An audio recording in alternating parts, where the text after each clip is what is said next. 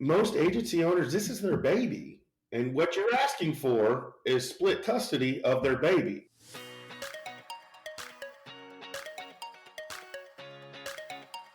Welcome to the Insurance Refocused podcast, where we're highlighting real agent stories and how they are innovating to respond to the changes and challenges happening in the independent insurance industry.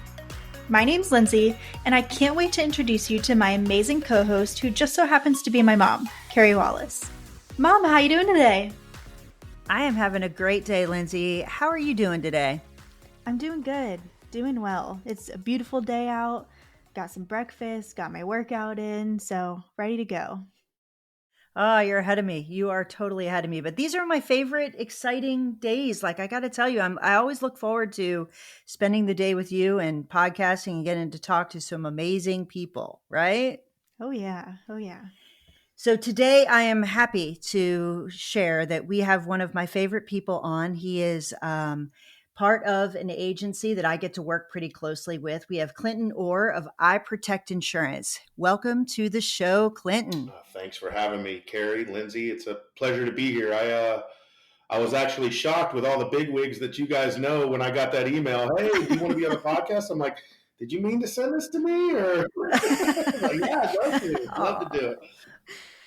Listen, so Clinton, I think that you've got amazing things to share. And that's what this podcast is about. It's not about like the names you always hear. It's about the agents that are doing some pretty cool things that can help other agents that want to emulate that, learn from each other. And I think that's what's cool about what I get to do. I get to talk to all kinds of people, and some of them never have a mic in front of them. You're never going to get to hear their story. So I appreciate you saying that, but we actually try pretty hard to make this about people you don't know very well, you know? Yeah. Well, to have that mic in front of you, for the people out there, I work with Scott Howell, the insurance guy, one half of the insurance guy. And what I've learned in watching him is it's a gift, man, to have that. It's one thing to have a story. It's another to have a gift to be behind that mic. And, you know, that he's got it, man. One take Charlie every single time. That's what he is. So, Clint, we haven't had the pleasure of working a lot together or even getting to spend any time together. So give me some background on you, like how long you've been in the industry and what you're doing. So, yeah, I'll tell you how I got started. It's a little bit of a long-winded story, but it's a good one, I promise. Okay. So I got started. My degree is in real estate law from the University of Central Florida. Go Knights! And I got started in the real estate game. Me and a buddy of mine started our first real estate company when I was 19 and in college. And we made a lot of money doing it, more than any 19-year-old should make, and got a little silly with the money. The market crashed. I ended up, in my infinite wisdom of 25 years old, decided I was going to go try to sell real estate in a real estate recession in South Florida, which clearly was not a very smart move. So after a few years of failing at that, I decided I was going to move to Alabama. And I moved in with my mom, who, by the way, is an insurance agent. She has been since 1996. And she's good. You know, I mean, I'm a little biased, but she's good. And I moved in with them, and I was going to go back to law school. That was going to be my goal. I was like, you know what? I went to school. I got a bachelor's in law. Let's finish this. You know, you enjoy real estate. It's clearly something you understand. You've invested yourself. Your parents were investors. Your degree is in real estate law. Let's keep that path. So after about 6 months of living with my parents and not getting any callbacks because I had no experience in a law office, my mom's kind of like, hey, I'm kind of tired of paying your bills. You know, how do you feel about going to doing this insurance thing? And I'm like, I don't want to do sales. You know, after the real estate piece of things, I was a fuel broker too, which the market crashed in that world as well. So it was kind of like I was real jaded when it came to sales. I knew I was good at it and I had the gift of gab, but it was just always one of those things where it's like, it was taxing. And, you know, I wanted the 9 to 5, the 401k, the weekends I wanted that. Well, it didn't work out that way. And after about 6 months, I was like, all right, fine. I'll try the insurance route. And my mom linked me up with her boss, who's a pretty big agent here in Alabama. Met with him, and it went well. And his wife, I'll never forget, his wife came in and met with me, and we sat down and talked. And she, right in front of me, looked right at him and said, I don't want to use names, but she used his name and says, that boy ain't going to stay here long. You can't put him in a small town Alabama. He's from South Florida. That ain't going to work. That ain't going to work. And he's like, well, what are we going to do? And so they came up with a plan to introduce me to a nationwide sales manager at the time. So I met with her, interviewed with her, and they offered a position that I was completely underqualified for. It was what they call the AAE program. So it's basically, you start a scratch agency, we're going to pay you a salary, you hit these benchmarks every single month, and at the end, we'll give you a retired or fired agent's book of business, and boom, you're an agency owner. Well, at the time I interviewed, I could barely spell insurance. I had no idea what liability was. That all of their requirements I did not meet. I had none of them, but I just really faked it till I make it. I'll never forget. I met with the AVP of the area at the time, pretty high up at Nationwide, and she sat me down. And everybody told me going into this interview with her that, hey, she's tough. She's tough. Mind your P's and Q's. That whole little charming ha ha ha ha thing, that ain't gonna work. And I'm like, I'm still young enough that I didn't care. I'm gonna do it anyway. So I went in there, and she said, there's not a doubt in my mind that you could sell, but you're like a thoroughbred racehorse without a jockey. She's like, you are just all over the place. And I'll never forget that, because she was right. She was right. Getting into that program, I learned real fast. So I got to dial this in, but they ended up hiring me, and I went 2 weeks to Nationwide boot camp up in Columbus. And I just remember sitting in a class with, this guy's been doing it 10 years. This guy's been doing it 12 years. This guy's about to take over his dad's book of business. Everybody in the class was just these seasoned vet. And here I come in. What am I going to do? It's probably the best one in the class, actually, right? At the time, I was very fortunate, because they all I was baby bro. They all kind of took me under their wing and taught me. And, we I don't know if you've ever been to that Nationwide, but they got a bar like on the. Oh yeah, they do. Yeah. So we sat in that bar, and we did, because we had to do like these on camera, training sessions where I'm trying to sell, right? So we'd sit at that bar till 10 or 11, 12 o'clock at night, going through these training sessions, and they got a little slurry towards the end, but, I made it through, and I came back, and I still was just a deer in the headlights. And that's when I met Scott. I met Scott at that point, because he was in the program about 8 or 9 months ahead of me. And Carey, Lindsay, I will never forget. This is when him and I became friends, is because he saw the deer in the headlight looks. I might have even had like my head in my hand, one of those sitting at my desk, like, what am I going to do? This is so hard, and he sat me down, and he cold water Scott Howell, as he likes to put it. He's like, yeah, this is going to be hard. You're on an island by yourself. There ain't no one in this office going to help you, because we're all trying to do our thing. And in fact, our asses are a little bit chapped, because I got to go to my 2-week Nationwide class, not during my program time.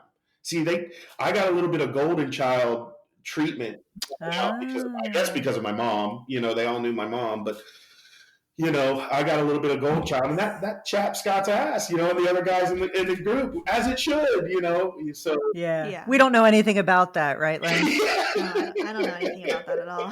So yeah, he sat me down, and he was very cold water. Yeah, this is going to be tough, and a light bulb went off. It's like, all right, we got to burn the ships. It's it.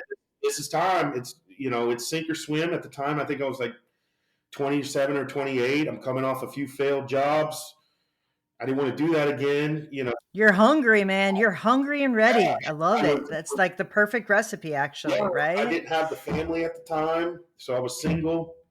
I was able to put in a bunch of hours, and that's what I did. I went through that program. Scott passed first because he was obviously ahead of me, and then I was probably about 6 months behind him. Well, he got the last book of business that Nationwide was, I don't want to say giving away because it wasn't given, but the last book that was available for purchase, Scott got. And they kind of got rid of the program. A lot of stuff happened to where there was no longer a job at Nationwide going that route anymore. It kind of, they rolled out a new program that really wasn't fit for me.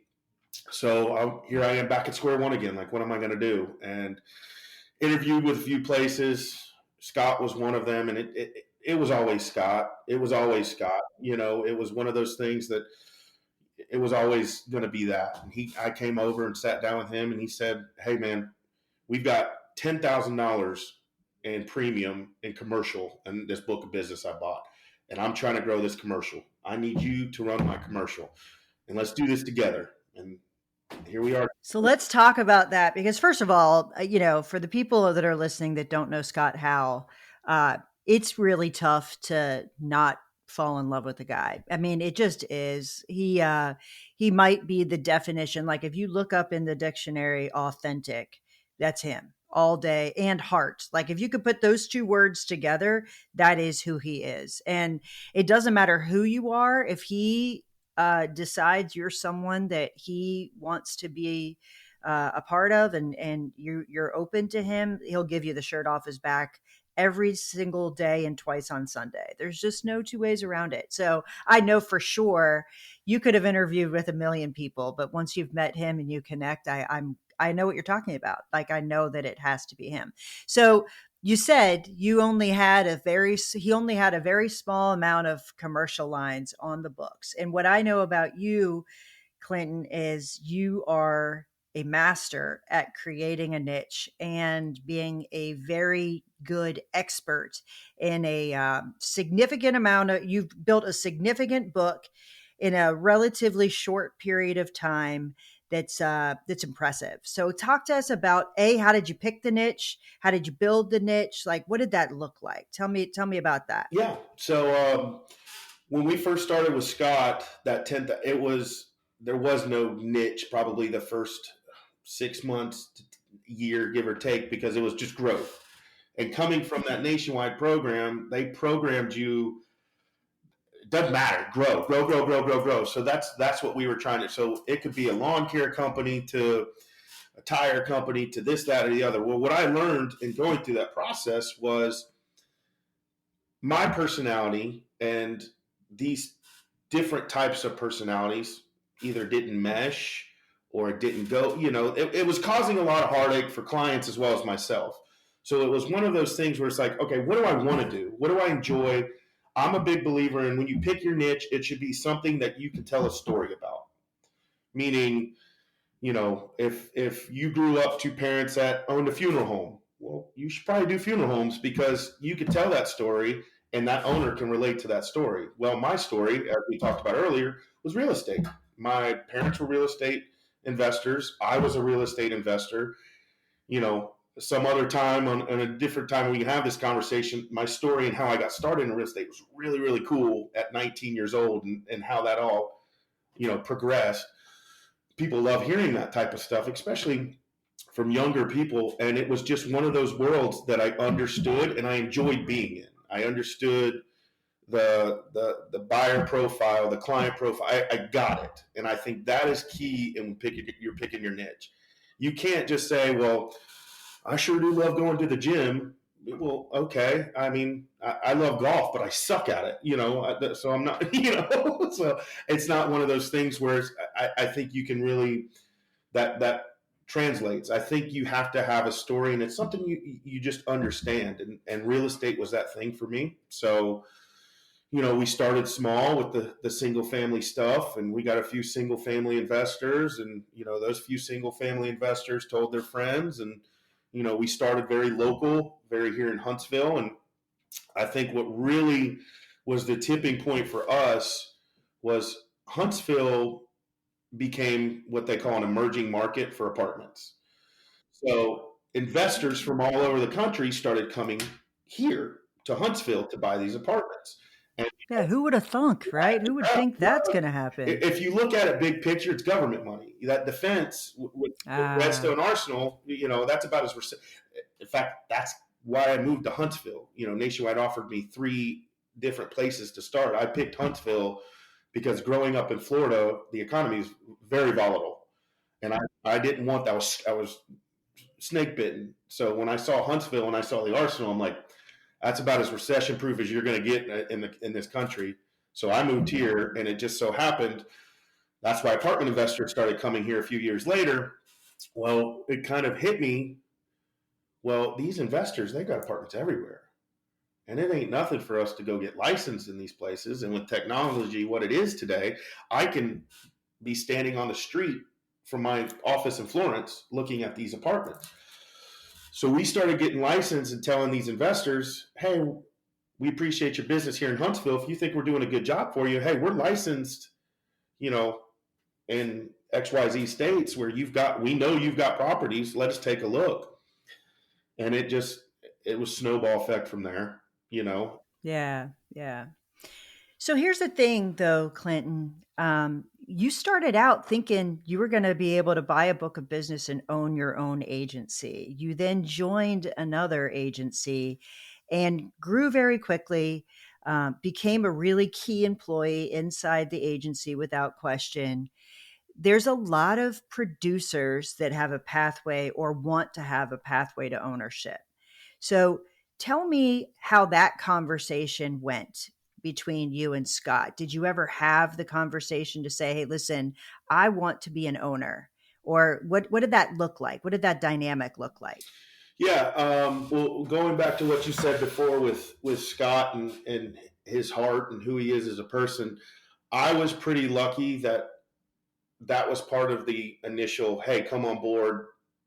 If this takes off, I want you to be my partner. So I do know that I was very fortunate in that aspect, that has always kind of been the plan, but that has kind of always set the tone of that shield right behind me. That's what's important. It's always what's important. And it ain't my bank account. It ain't my accolades. It's our company. It's our accolades. And I think that if I'm sitting in an owner chair, when you see somebody like you said that is very self-serving, I want more money, so I want ownership. Well, who's going to give you that? There's no loyalty there.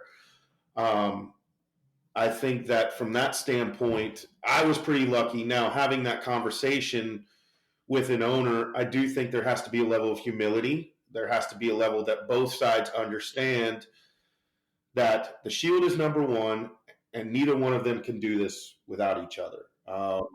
And we were just, I tell you, I know I keep using that word, but I was very lucky in that aspect that was recognized very, very early. Because you're right, there was a level of expectation. I was going to have something. And if we're being 1,000% honest, and I think Scott will even tell you this, I wasn't ready to own anything at the time I was coming out. I just wasn't. I was 30 years old, still a kid for the most part. I wasn't ready. I probably would have failed. So what do you think you needed in order to get ready? Because I think that's so important. I think here's the thing. I own my own business. I said it again, Lindsay. Can you believe I said that? Oh my I laughed goodness. audibly. I know. She always says, here's the thing myself before she says anything. That's like so really crazy. I'm going to get you a shirt that says that.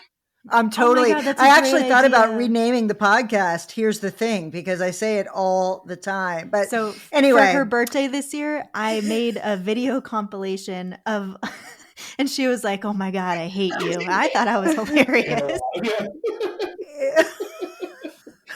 Anyway, okay, back to the story at hand.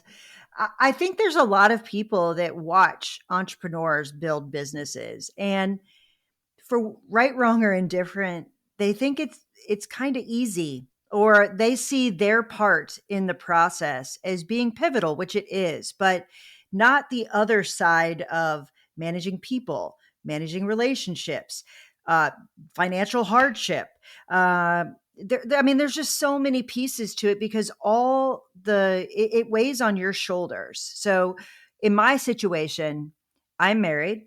I have a husband who has a very established job. And at age 50, I decided to start my own business. Like, okay, or maybe I was 49, 48. I don't even know. But a couple years ago, I decided to do that. I had the comfort of I don't have to sink or swim. I have someone who has a nice income. It gives me some time. That's not true for a lot of people. Sometimes you are the main breadwinner and you are rolling the dice and betting on yourself. And so when you have a hot shot person who's key to your business, who wants a piece of something you've done your own blood, sweat, and tears to build, it's a tough thing to let go of unless there's some level of trust, there's some level of understanding. So you said, if I tried to do this on my own at 28 or 29, I probably would have failed. What do you think you earned or gained between that time and now that would have been key for you to be successful as a business owner? Well, watching Scott, I mean, Scott's probably one of the better people I've ever seen as far as uh, crisis. I am a very volatile. I know this about myself. I'm a volatile. When I'm happy, you know it. When I'm angry, you're gonna know. I mean, it's you ride a roller coaster. Um, Leveling that out because there's a lot of highs and a lot of lows when you're trying to run a business. And I mean, we've seen it in our agency. If you've listened to the Insurance Guy podcast, you've seen it, you've heard it. We've highs and lows, and I think at that time I just wasn't capable. I think what happened, and this happened probably in 2016, and I would even venture to say at that time I wasn't even ready. 2016, 2017, because what happened, this was kind of a turning point for me. Scott, we had just won presidents or champions, something big with Nationwide, where Scott got to go to Austria for a week, on Nationwide's dime, which was really, really cool. So Scott did that. And then my secretary at the time, she was taking a trip to like Ireland or something like that. And I can't remember the exact specifics, but long story short, she ended up telling us once she was out there, she was staying an extra week, or maybe the whole trip was an extra week, but we didn't know and whatnot. Something when she was out there for 2 weeks, Scott was gone for a week, and our office hit the fan. And I'm by myself. I mean, we have to personalize people, but as far as decision making is concerned, it's me. No one can get a hold of it. And we hit some problems, and I ended up having a panic attack. And thank goodness I was at the hospital visiting a friend who just had a car accident, where I passed out, just fell backwards in the hospital, right there at the hospital. They had to wake me up, took me to the emergency room. Long story short, everything was fine, but it was a panic attack. And I learned right then and there, it's like, look, man, you got to learn to ride these better. And Scott's probably one of the best I've ever seen. I mean, he can have grenades going on around him, and he can tell you a funny story why he's doing it. So it's, I think learning your strengths and weaknesses, self-awareness, and figuring out where you can get better. And I just was lucky enough that one of the areas I could get better, I was watching one of the best people, do it. So it's, it was easy to emulate or try to emulate. What were some strategies you used to help manage those up and downs when it actually It's another Scottism. Is anybody dead? No? Okay, then we're going to fix it. It can be fixed. I mean, if you want the God's honest truth, I mean, that's as simple as that sounds. That was kind of one of the things where it was just like, is anybody dead? No? Okay, well, then we can fix this. So having some perspective about the volume of reaction that you put to something, I think it's a learned behavior, right? I mean, and watching someone that's able to be calm. I mean, listen, his military background is clear. When you meet the guy, like, you get this level of calm when you've seen things that you have to be calm. I once heard a speaker say that panic is catchy, but so is calm. And it is very, very true. Like when you see someone that their reaction is together, you also find comfort in that, and you can also be calm. But if they panic every single time, the entire family, team, whatever will panic also. Yep. So it's an interesting thing, right? Yeah, 100%. And he's just very, very good at that. And I think another thing is kids. Kids will teach you patience and when you start having kids and you have to answer 8 million questions, a day about silly things. I think you start to learn patience and calmness. And like you said, it's just growing up. I was very lucky. I got to be a kid for a long time, and it was just one of those things. It was time to grow up. Amen to that. Kids keep you Yeah, humble. they do. Trust me on that. Here's the thing. They make videos of you, compilations of you saying things. That's funny. Oh, So, man. Clinton, what advice, if you could go back to when you were going through the nationwide program and like talk to your younger self, what advice do you think you would give yourself? That's a good question. What advice would I give myself? I'd probably just stay the course. You're gonna be okay. There was a lot of times I wanted to. I mean, I joke with Scott about it now. Like there was a lot of times, especially when things were tough, you'd fantasize about going to get the lawn care job or the paint job where you could just go to work, come home, be done, and go to do it again the next day, and just mindless work.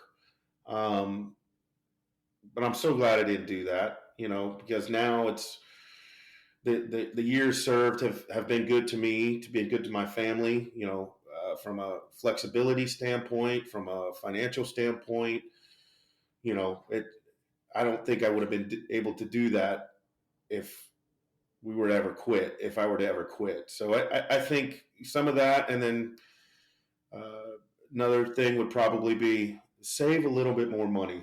I know you're Yeah. with it, but just when you're lean and mean and you're single and prior to family, you don't realize how fast and that stuff can go out the door. But I think that's great advice. Honestly, when you have less responsibilities, it's easy to let um, your own cost of living go up. And if you pay yourself first and you save, it gives you options as you get further in life. So we just did a series on financial acumen, personal financial acumen, and it's a tough thing to learn as a young person because you can't fast forward and see what's going to be in front of you as a business owner, as a family, as a leader of your family, like all those things. And by the time you get there, you're like, man, if I had it to do over, I would do something a little different. So living below your means is a real thing.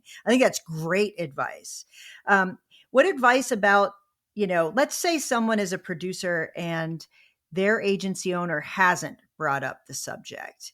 What advice would you give them and how to broach that subject, and also find out if they're ready to even have that conversation? yeah, good question. I think that if I were to have to do it that way, and mind you, I'm coming from this of working with Scott. I think you just sit down and you go to it not I deserve, I need, I want, maybe, and I'm ready for more responsibilities. Whatever that looks like. I think you start there. You start very humble with a little bit of humility, because you got to remember, most agency owners, this is their baby, and what you're asking for is split custody of their baby. And if you come in there and you're doing that with, an entitled attitude, whether you're right, wrong, doesn't matter. You're gonna piss them off. Anybody. I mean, So I think they have to be open to that conversation as well. And then when you sit down and that conversation starts there, hopefully that person will, what does that look like to you?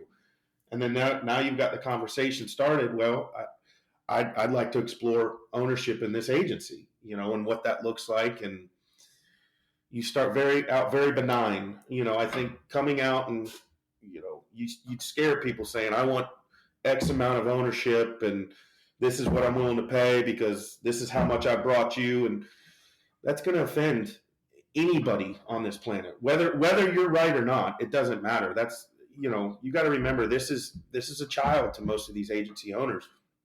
So, pulling that card is going to bring out the claws in anybody.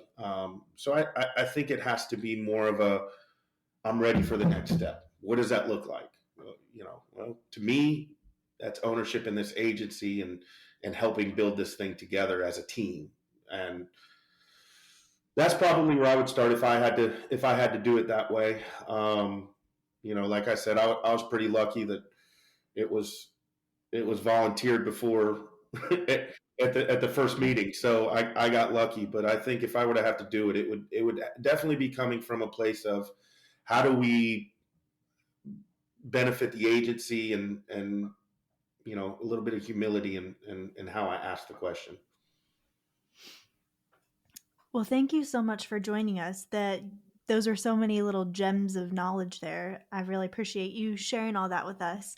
If someone wanted to reach out to talk to you, get advice, hear a little bit more about your story, where can they reach you? So my email is pretty simple. It's Clint, CLINT, at iProtectinsurance.com. And you're more welcome to call my cell phone, 256-975-4964.